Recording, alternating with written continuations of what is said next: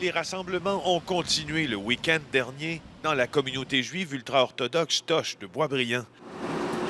Selon nos informations, plusieurs membres du groupe ont enfreint les règles de quarantaine imposées par Québec. C'est aussi le cas dans les communautés d'Outremont et de Hampstead, selon des sources policières consultées par notre bureau d'enquête.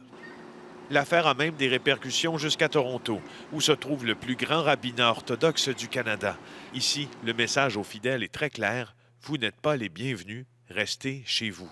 Well, what I could say to them is, you must guard yourselves. Anybody who's gathering and creating a situation where there's a health risk, they are harming themselves and potentially harming many other people. Un message directement adressé aux fidèles québécois. Vous vous mettez en danger et les autres aussi, affirme le rabbin de Thornhill, près de Toronto. Is being termed COVID-19.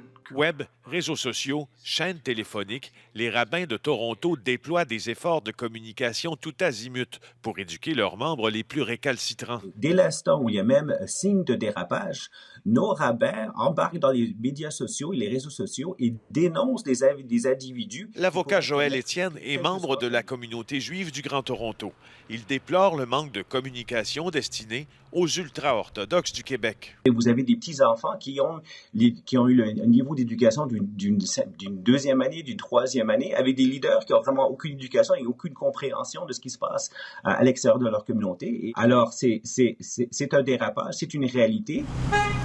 Tant en Israël qu'ici, il y a des craintes d'infection chez les très orthodoxes. La Pâque juive aura lieu mercredi. Normalement, ces fêtes rassemblent des dizaines de fidèles. Nous incombons, nous demandons et nous implorons à nos propres coreligionnaires de respecter la loi. D'ailleurs, Joël Étienne a un message très clair à l'attention des communautés récalcitrantes du Québec.